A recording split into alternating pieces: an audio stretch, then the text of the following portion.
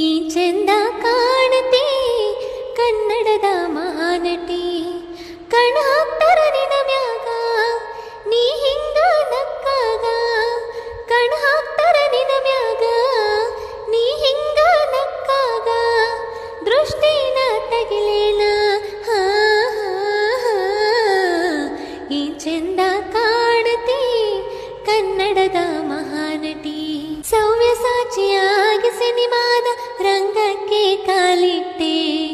ಆಟ ಹುಡುಗಾಟ ಆಡಿದ ಟಪೋರಿಯು